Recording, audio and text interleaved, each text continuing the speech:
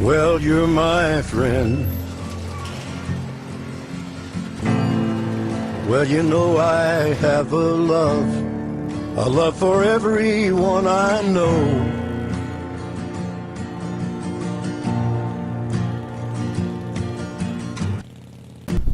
Okay, so post-apocalyptic events.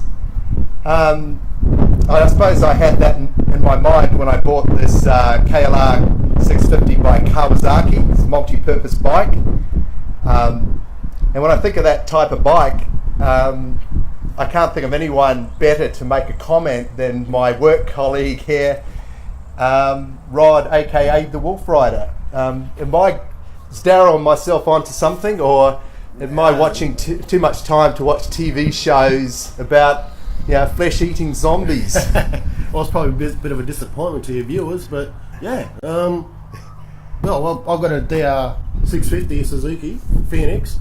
You just got to give yours a name yet. That's it. They all got to have a name. Yep.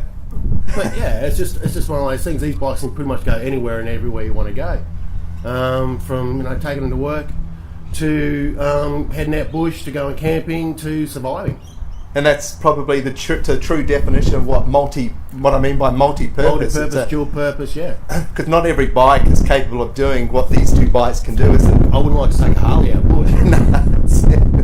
A lot of bikes you see on the market are just true road bikes, but in places like around Australia, you're quite often in an off-road situation, aren't you? And the dual purpose aftermarket nowadays, you can set up your bike exactly the way you want to as well. So you've got plenty of aftermarket support, eBay, internet, just people you get to know, and you sort out your own skills as well. How to fix up your bike, how to look after your bike. It's just And I suppose given the internet, you can actually there's lots of how-to stuff, like how to replace. On this thing, the big thing is the doohickey. And you can. You gotta look after your doohickey.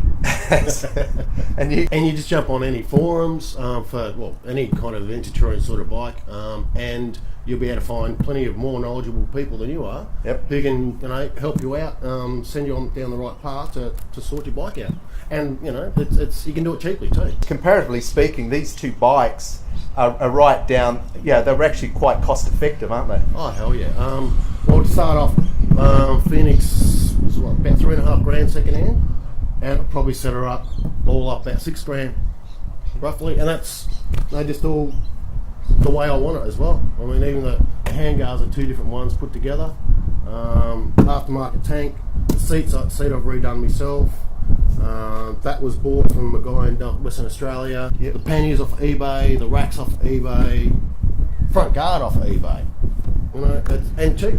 Yeah, and the other thing, I suppose, you've basically turned this into something that you'd have to call pretty much bulletproof. Like in terms of taking a hit out there in the outback of Australia, you don't want to be stranded with a product that that's going to be anything less than that. So with working on it myself, I know if something goes wrong, I know I can fix it. Yep. And I've got the tools and all the backup on the bike as is, without the pannier bags. I can survive in an apocalyptic situation for 2-3 days till I get back home, just with what I'm carrying on the bike. Yeah, and I suppose getting back to that TV show that my kids put me on to, quite often that situation, those people have to use stealth, don't they? They need to actually be invisible. So with these bikes, you can put it in an alleyway or a building, or you could probably just lay it down in the bush if you wanted to. As long as you turn the fuel off, lay it down, you're not going to get a fuel leak. Yep. And you just put some bushes over it, or a tarp, or a hoochie, or whatever you got handy. Yeah, and if you in the case of evade and run, I mean, there's going to be very few people who'll be able to catch you once you get going on this thing. Urban environment, highway environment, off-road environment. This bike these bikes will handle it all, won't it? Probably I can see no one catastrophe point happening. It's probably going to be more of a steady decline in things like employment and money. So these things have become important then. Fuel's cheap. There's all this breakdown, and possibly one day we may look out the window and it might actually look like an apocalyptic scenario. And so, in which case, again, having this type of skill riding this sort of motor will probably put us in all in good stead. Well, if we go to work and there's flash flooding, we can still get home. Yep, and sort everything out.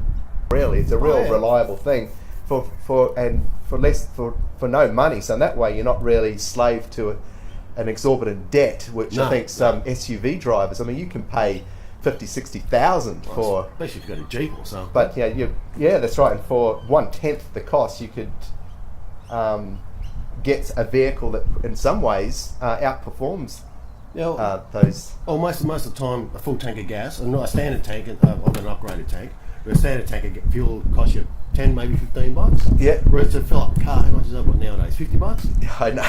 It's a vapor trail of zeros. Pretty much, yeah. But what I do is I keep the car filled up. Yeah. So if I ever need to bug out, and this is nearly empty, I just siphon it into here. Okay. And off you go. And then you've got a spare supply of fuel at home or at the house, or wherever you are, if you ever have to come back and you need fuel.